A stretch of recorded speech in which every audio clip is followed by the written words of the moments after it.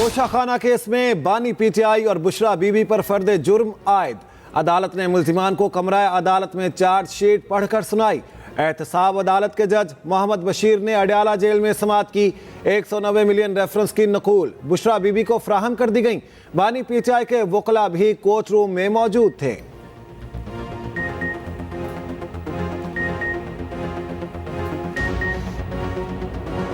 190 million pound case में बड़ी पेशरफ। फराह गोगी, शहजाद अकबर और जुल्फी बुखारी के असासे मुंजमद करने का हुक्म। मुल्जिमान के तमाम असासे और बैंक अकाउंट सीज करने के अहकाम।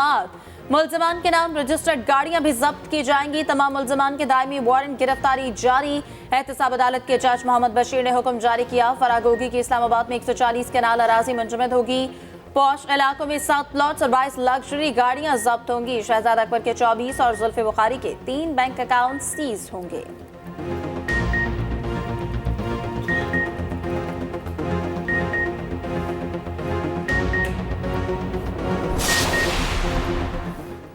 बानी पीटीआई जीएचक्यू हमला केस में भी गिरफ्तार। 9 मई के केसेस की समाअत के दौरान गिरफ्तारी डाली गई।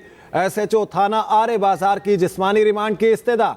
एटीसी में 9 मई के 12 केसेस की समाअत। तमाम मुकदमात के तफ्तीशी अफसरान रिकॉर्ड समेत पेश। बानी पीटीआई अडयाला जेल से वीडियो लिंक के जरिए शरीक। इंसदादे दहशतगर्दी की खुसूसी अदालत के जज मलिक एजाज आसिफ ने केसेस सुने।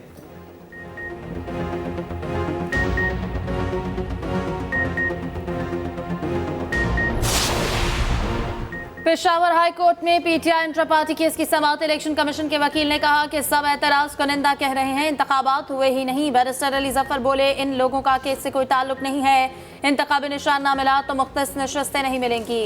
जस्टिस सैयद अरशद अली ने रिमार्क्स दिए कि फरीकैन इंट्रा पार्टी इलेक्शन चाहते हैं, जो अब मुमकिन नहीं। हम इस पर फैसला कर भी लें तो फरीकैन का क्या होगा।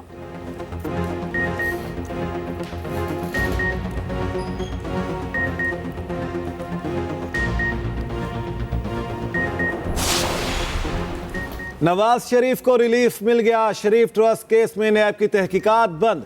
1 जनवरी को नैब एग्जीक्यूटिव बोर्ड का इजलास। 5 इंक्वायरीज बंद करने की मंजूरी दी गई। नवाज शरीफ और खानदान के खिलाफ साल 2000 में तहकीकात शुरू हुई। शरीफ खानदान पर करोड़ों रुपए ट्रस्ट के नाम पर वसूल करने का इल्जाम था। ट्रस्ट के नाम पर बेनामी जायदाद बनाने का इल्जाम भी आयद किया गया।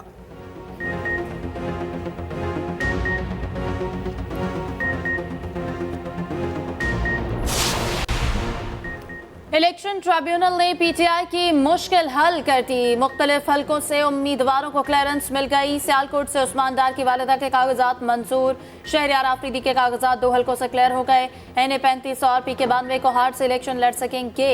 NA 30 से शान दाना गुलजार के कागजात दुरुस्त करार। NA 32 से शेर अफजल मरवत क्लियर हो गए। फिरदौस शमीम नकवी भी इलेक्शन लड़ सकेंगे। NA 236 से कागजात मंजूर।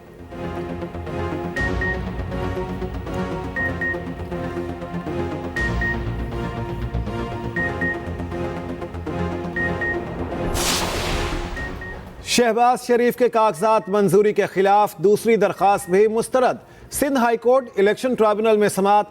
ट्रिब्यूनल ने कहा, दुरुस्त मालूमात का तनाज़ा इलेक्शन के बाद भी देखा जा सकता है। गलत मालूमात देने वाला इलेक्शन के बाद भी नाअहल हो सकता है। दरखास्त गुजार का कहना था, शहबाज शरीफ ने NA 242 के कागजात में दुरुस्त हल्फनामा नहीं लगाया।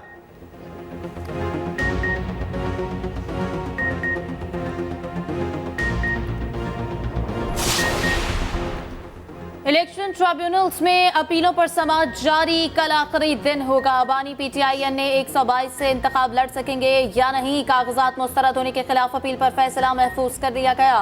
परवेज इलाही, मोनस इलाही और कैसरा इलाही के कागजात से मुतालिक फैसला महफूज।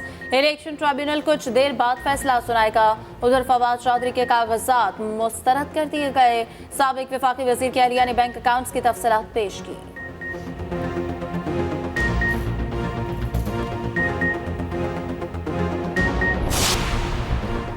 कोरोना की नई किस्म पाकिस्तान पहुंच गई। कराची में 2 केसेस रिपोर्ट हो गए। वेरिएंट JN1 के दोनों मरीज बैरून मुल्क से आए। महकमा सेहत सिंध के मुताबिक एक मुसाफिर बैंकॉक, दूसरा अबूधाबी से कराची पहुंचा।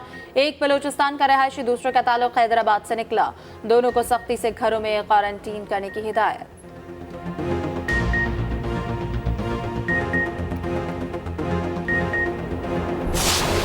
जब जेल में उसने इलेक्शन कमीशन को के मेंबरान को धमकियां दी, सामने बैठ के धमकियां दी, जेल के अंदर से उनके सामने धमकियां दी, तो क्या इलेक्शन कमीशन ने उसके खिलाफ कोई मुकदमा दर्ज करने की दरखास्त दी? क्या साइफर पाकिस्तान के हवाले से दुनिया में पाकिस्तान की जो जगह हसाई हुई, जो कानूनी तकाजे थे, क्या इसको सहूलतकारी नहीं कहते? कौन से काम के बाइस बानी पीटीआई की सहूलतकारी जारी है? रहनुमा नून लीग मियां जावेद लतीफ का न्यूज कॉन्फ्रेंस में सवाल। कहा, जेल से बानी पीटीआई ने इसी मेंबरान को धमकियां दी। क्या इलेक्शन कमीशन ने बानी पीटीआई के खिलाफ मुकदमे की दरखास्त दी?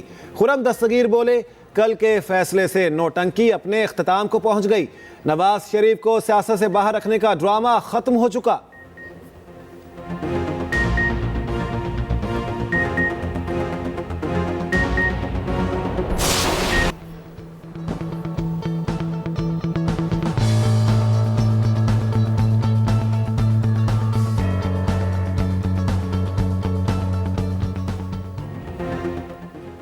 जाड़े ने पूरे मुल्क को लपेट में ले लिया। कराची से खैबर तक हर तरफ ठंड ही ठंड। बलूचिस्तान में खून जमा देने वाली सर्दी। कोयटा की मशहूर हना झील का पानी जम गया। पंजाब के मुख्तलिफ शहरों में बूंदाबांदी। बला इलाकों में बर्फबारी ने जिंदगी मुश्किल बना दी। राब्ता सड़कें बंद होने से मुश्किलात बढ़ गई।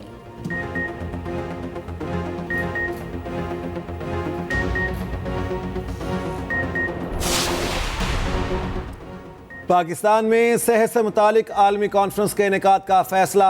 70 ममालिक के मंदूबीन शिरकत करेंगे। निगरान वफाकी वज़रा की न्यूज़ कॉन्फ्रेंस। डॉक्टर नदीम जान ने कहा, कॉन्फ्रेंस का मकसद सेहत के मसाइल का मुस्तकिल बुनियादों पर हल तलाश करना है। वसाइल और कोरोना वैक्सीन की फ्राहमी भी एजेंडे का हिस्सा।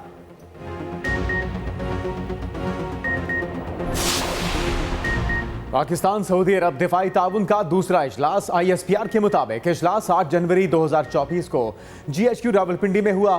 फोरम ने दोनों बरादर ममालिक के दरमियान तारीखी ताल्लुकात की अहमियत को उजागर किया। दो तरफा दिलचस्पी के उमूर और उभरते सिक्योरिटी इन्वायरमेंट पर तबादला ख्याल।